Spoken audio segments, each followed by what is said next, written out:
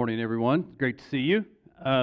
This last week, Tara and I went up to Dodge City, Kansas to take care of grandkids for a couple of days. And I always love going back to Kansas. That's my old stomping grounds because I get to drive by places that there are memories. And sometimes it's even just like seeing certain things or experiencing certain things that causes memories to flood.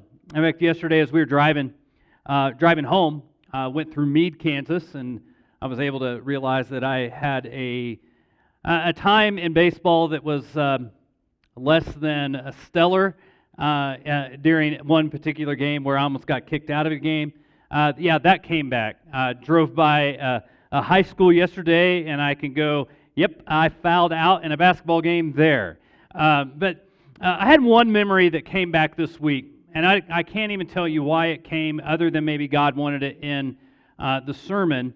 But I was thinking about a time when I was in high school, probably 15, 16 years old at the time. I was out with a friend, and his dad was a farmer. And in fact, Matt's a farmer to this day. And I don't know exactly what we were doing, but ended up that we had a hay wagon that was hooked up to his dad's truck. And I think we had a tractor, but we finished whatever we were doing out in the pasture, and Matt asked me if I'd be willing to drive the truck back to the house, and that's where the barns were and so on like that. And so I said, sure. And now, if you've ever driven in a pasture, you understand that it's not smooth sailing. It takes a bit of finesse. Well, again, I'm 15, 16 years old, and not thinking a whole lot about it, but I get back to the house, and Matt gets back to the house and looks at me after I get out of the truck, and he gets out of the tractor, and he said, "Did you forget something?" And I'm like, "No. Why?" He goes, "Are you sure?" And just the way that he can, probably even still to this day, just kind of look down at the back of the hay wagon, and I look at the back, and I look at the back left, and the wheel is gone. Like gone. And so evidently I had hit a bump and the wheel came off. I was the real life cause of the scenario of the wheels are coming off. So with that, I think about, we have that phrase in our society, the wheels are coming off. And when we think about the wheels are coming off, that's when everything is just falling apart. And I think about our culture today. I think it would be pretty easy to say the wheels are coming off. We have all kinds of stuff going on in our world. There's always the threat, the global threat.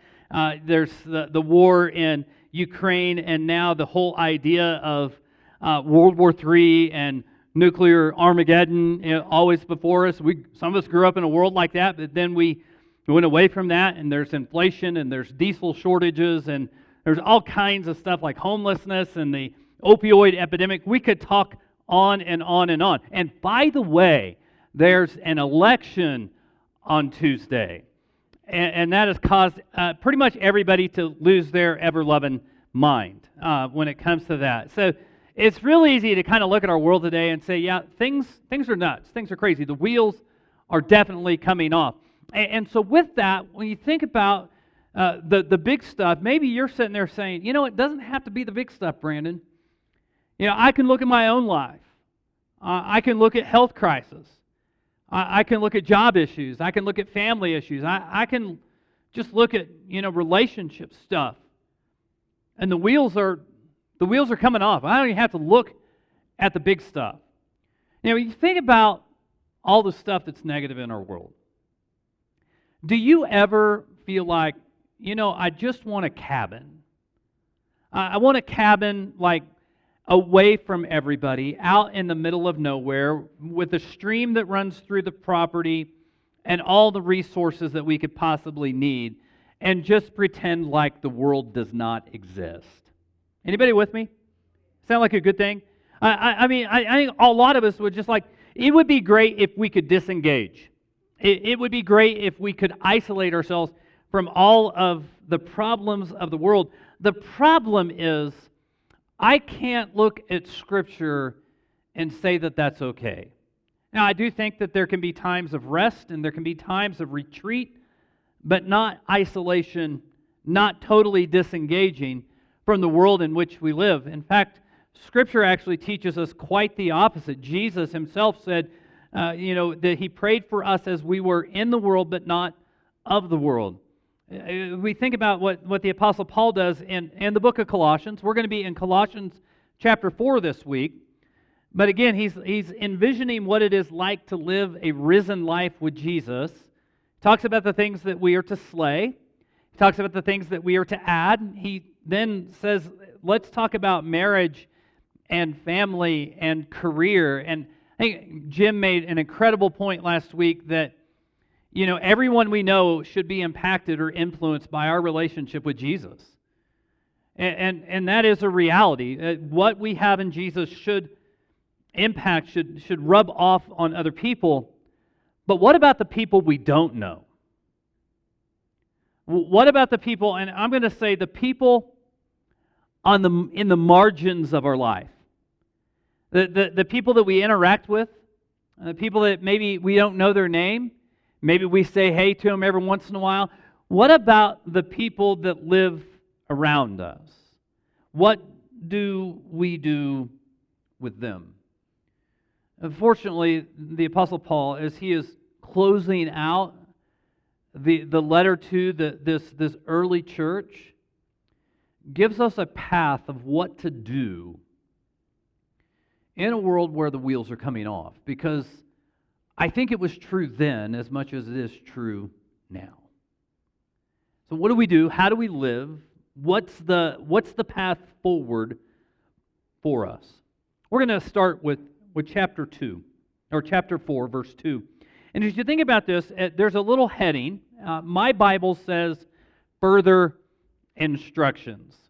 Now, I don't know who came up with further instructions, but it kind of seems like, this is what's left over. I kind of wish that the person that put the heading in here would have said, this is important. This is really, really important. You got to get this right here. And so we're going to dive in, and we're going to talk about really kind of what does it mean to engage a broken world. Let's look at verse 2. It says, let me get in the right book of the Bible. It doesn't say that, but anyway. Continue steadfastly in prayer, being watchful in it with thanksgiving. Be steadfast in prayer. Continue to be steadfast in prayer. The idea here is again, we're talking about prayer, and I want to define what prayer is. Prayer is a conversation with God. Purely and simply, that's what we're talking about here. Now, with this in mind, when we talk about a conversation, a lot of times what we do with prayer is we think that prayer is us talking to God. And a lot of times, it's making sure God is falling in line with our will and us giving marching orders to God. That's not what we're talking about here. It's conversation. There is both talking to God, but there is also listening. Listening is a very big, important part of prayer. And I don't think we talk about this enough, but it basically says that we are to continue steadfastly in prayer. So the assumption is we are already in prayer, but that we are continuing in this. The idea of continuing steadfast in prayer. I've heard it said that we are giving unremitting attention to something. That's what the idea of being devoted to something is. One preacher I heard one time say that this is persistent obstinance. Now, a lot of times we think of obstinance as a bad thing, but this is ultimately where our mind is wholeheartedly focused on something. I spent the better part of last week with a 14-month little boy who thinks that phones and remote controls belong to him. And no matter what you do to get it away from him, he is persistently obstinate in getting that. In fact, one time I got a text and I had to wait 5 minutes because he had my phone, and evidently he locked me out of my phone. That was not a good thing, by the way. Persistently obstinate. But then it also talks about that we are to be watchful in prayer. This kind of goes back to what I think maybe he is actually pointing back to when Jesus told Peter, James, and John, Jesus on the night that he was betrayed, he was in the Garden of Gethsemane, he went to pray, he took the three with him, left the other disciples away, and he told the three to watch and pray. I believe watch is a component of prayer. The idea here is to be alert. The idea here is to be awake. The idea is to be vigilant. And one of the ways that we could look at this is say, not casual. And this kind of convicted me when I read the words not casual, because how many times do we approach prayer in a nonchalant sort of way? This is something that we are to put great focus and attention into. In fact, one of the ways that one person said is that when we pray, we are to be in tune. That we are to be in tune into the prayer. And I think that's both in what we say and how we listen. And if you're like me, being in tune in prayer is very, very difficult because I'm like that little dog from the movie Up. Squirrel, that's the way my mind typically goes. But when I think about being in tune, this is what I think of. And in my office, I have a radio. Now, radios in and of themselves are kind of like a thing of the past because we have all the streaming services and different things like that. But this radio is old. And when I say that this radio is old, it's furniture old. Okay, so it's like big and furniture. The speaker actually has tubes. And so this is AM only sort of radio. And if you know anything about AM radio, and I'm not talking AM radio in the day of digital tuning, I'm talking AM radio out in the middle of nowhere trying to get to be able to listen to something. If you know what I'm talking about, like if you're out in the middle of nowhere and you're in a vehicle and you're trying to listen to AM radio and you're on the knob, it means that you have one hand on the wheel and another hand on the knob, and you are constantly going back and forth trying to get to where you can hear the best.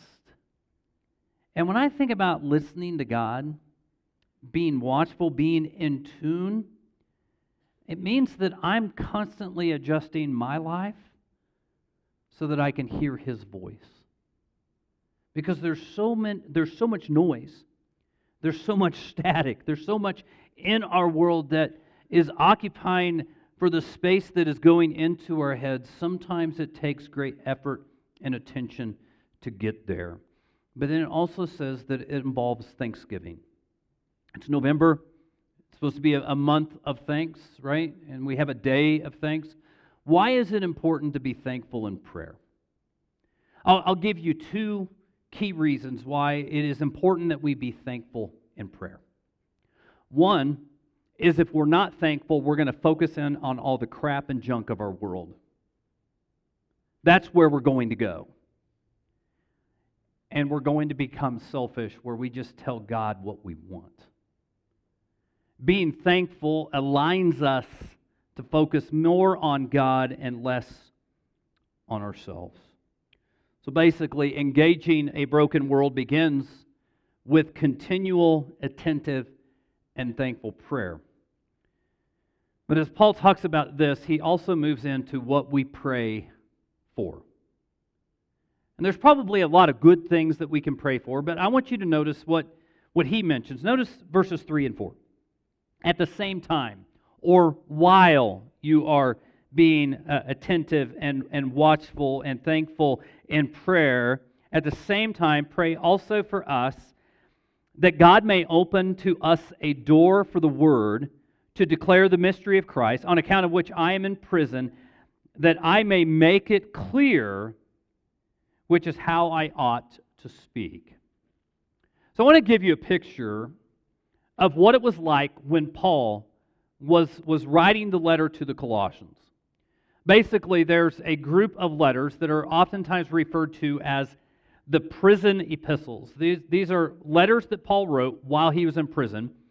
It's either that Paul was in prison in Rome or he was in prison in Ephesus. I would probably lean toward Rome. probably putting the date around 60 to 62 AD. If you know anything about that date and time, that is when Nero would have been emperor over Rome. And when you mention Nero, you understand that this man was vile. This man committed atrocities against humanity, many of whom were Christians.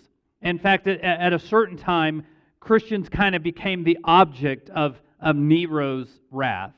And so Colossae is far away. It's actually in what is today modern-day Turkey.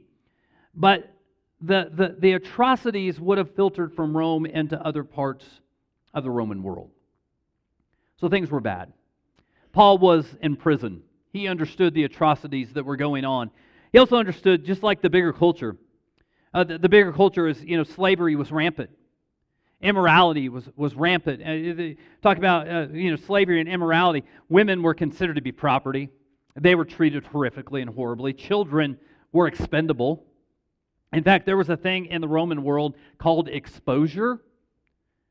And exposure is, let's just say, a child is born the wrong gender, or a child was born with deformities, or a child was just simply not wanted. They would put them into a place where they would call it exposure, where they would take them outside the city in the wilderness to allow exposure to do what exposure was going to do. In a nutshell, it was after-birth abortion. That's simply kind of what was going on. He understood the ills of society.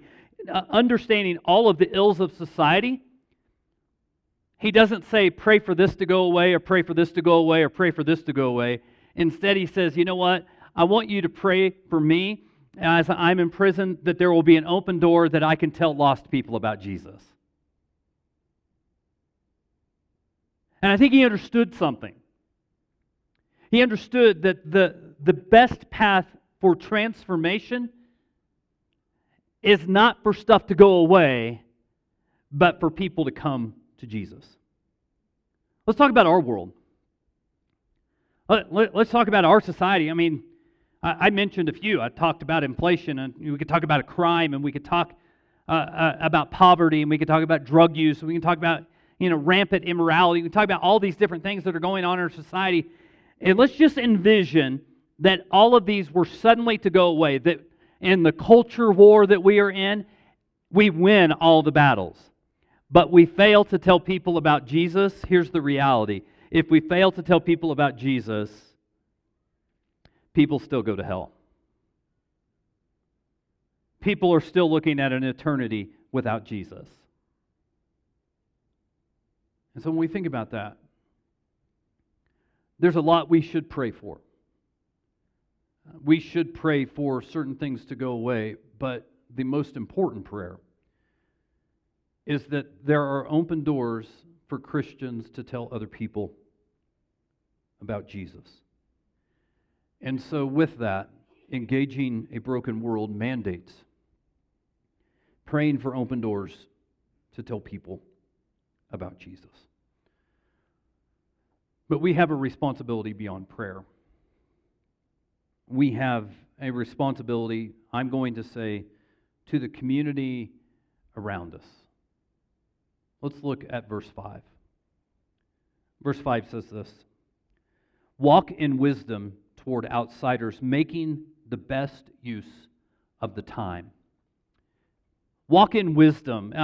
Walk in wisdom toward outsiders. This is one of those things that is interesting because it's not like putting one foot in front of the other foot.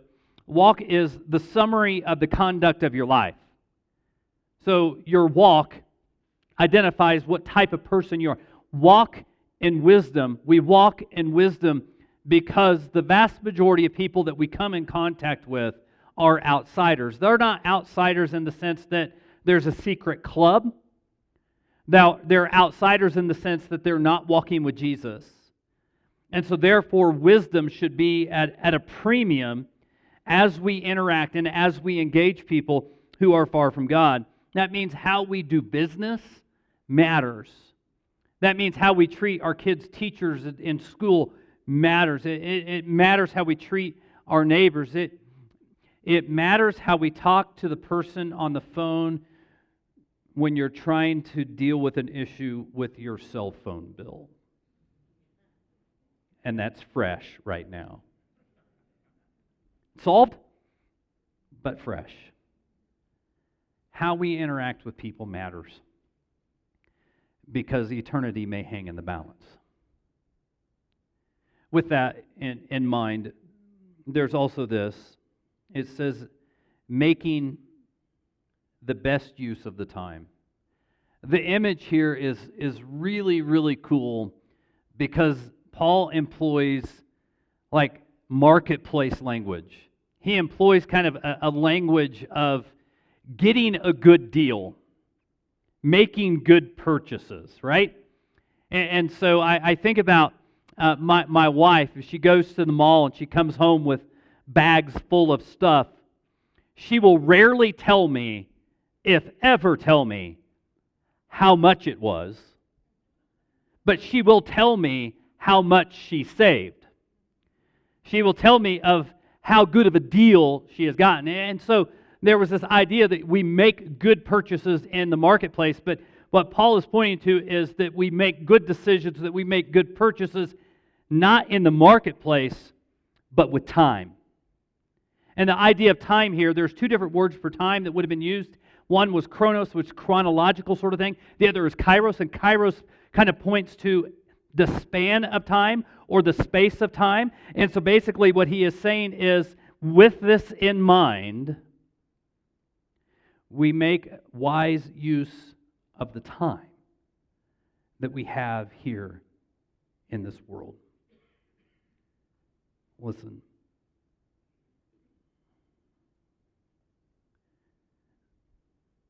The book of James tells us that we really don't know really what the rest of this day is going to be like regarding time. There was a young man that was here last service, and I was reminded as I looked out that he attended the funeral of his little sister just a few months ago. We don't know the time that we're allotted here on this earth, but Paul says, what time you do have, make good decisions. Make good decisions because there are people who are outside of Jesus, not walking with Jesus, who need to know Jesus. So therefore, what we do in this life, how we live our life, how we walk in this life matters. But it's not just how we walk, it's also how we talk. Let's look at verse 6. Let your speech always be gracious, seasoned with salt, so that you may know how you ought to answer each person. I think there might be a sermon here. In fact, as I studied this one verse this week, it was like, man, I just wish I could preach this right here because there's a lot here, and I think it's very relevant because of where we are here in our society. I just want to give you a quick statement of what I think what is getting across here is that we are to have a conversation with people who are far from God, and in that conversation, we are to be witty, we are to be clever, we are to be intelligent, informed, engaging, and free from objectionable language or content. In other words, our speech should be compelling and good. That when people walk away from conversation with us, they should want more, and it should be good and uplifting and encouraging in such a way that it is different. Now, listen, I've got a friend, and I was actually reading a book from another friend, and this guy's name is Brian Jones. I was reading his book called Hell is Real, and he started talking about a guy named Perry, and I was like, hey, I know a guy named Perry, right? Some of y'all know Perry. And he started talking about how Perry is the most interesting person in the world that Brian has ever met, and I would agree with that. In fact, he brought up the point that if you want to know anything about music from like the 1950s onward, and Perry will tell you everything you need to know. And TV, and cinema, and arts, and politics, and sports. Probably the type of guy that if you were engaging him in conversation, he can talk to you just about anything and everything, and he will know more. But the beautiful thing is, he is humble, and he is kind, and he is soft-spoken. And truly, in fact, my wife and I, we've talked about this, he's the type of guy you could spend hours with and walk away just feeling better about yourself and your walk with Jesus. He's just good. And that's really, I think, what we're called to be in a world that's the wheels are coming off. I think we need to be some semblance of sanity. In fact, maybe this might be the most relevant thing we can do in the 21st century American culture, because there's an election in 2 days.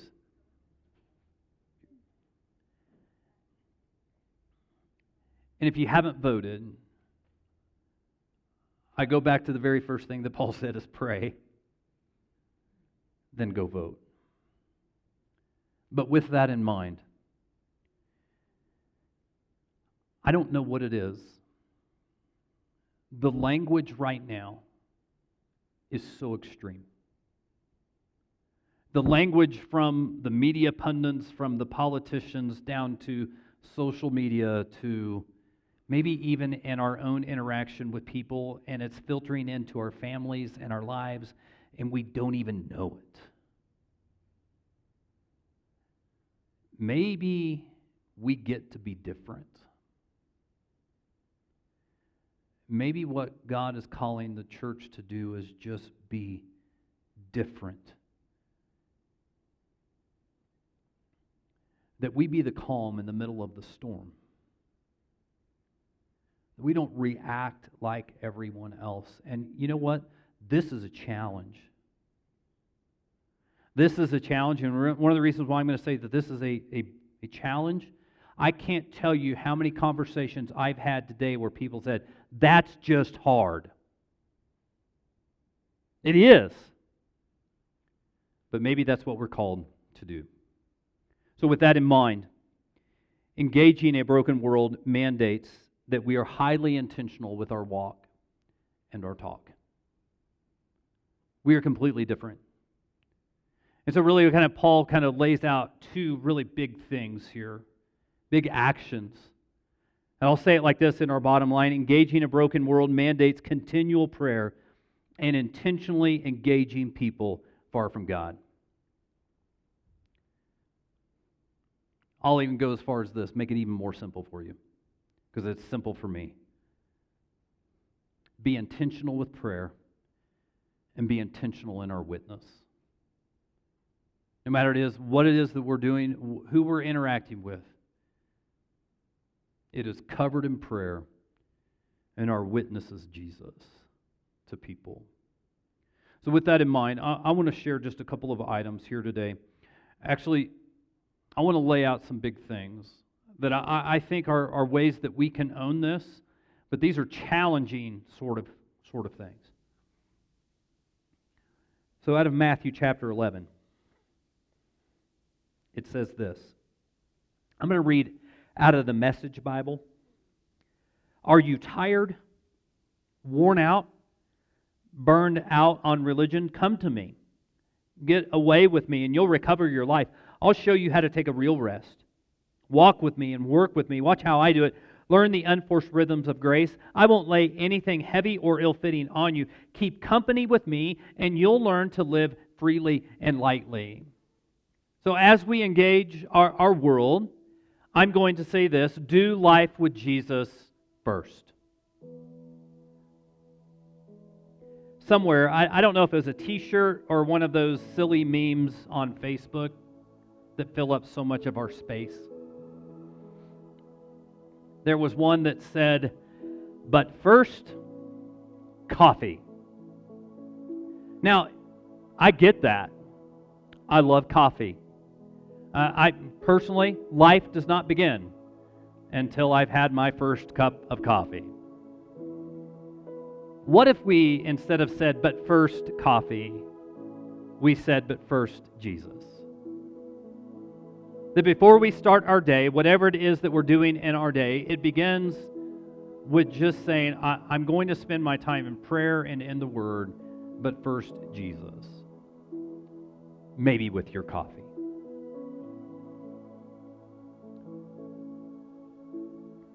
Maybe that's putting first things first. And remembering that Jesus said, apart from me, you can do nothing.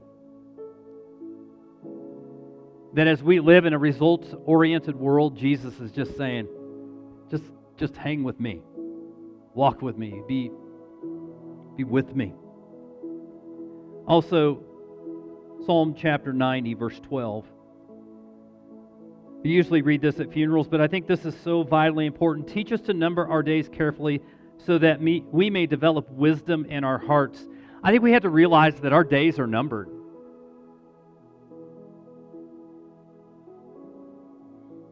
Also, Jeremiah chapter 29 is probably one of the more prominent chapters in the entirety of the Old Testament. And we only know verse 11, and I'm not going to read verse 11. I'm going to read verses 4 through 7. This is what the Lord of heaven's armies, the God of Israel, says to all the captives he has exiled to Babylon from Jerusalem. Build homes and plan to stay. Plant gardens and eat the food they produce. Marry and have children. Then find spouses for them so that you may have many grandchildren. Multiply, do not dwindle away, and work for the peace and prosperity of the city where I sent you into exile. Pray to the Lord for it, for its welfare will determine your welfare. Listen, I'm going to tell you straight up. We had a guest here this morning and ask a very pointed question about, the kind of ministry we are here at Valley View and so on. And myself and one of our elders, we were out there talking, and unequivocally, we were able to say, we love our community. Our desire is to be a church that is in the community, engaging our community, whether it be through the angel tree for Christmas, or whether it be Love Week, or whether it be some of our other outreach ministries, because there's so many people out there that need to know Jesus.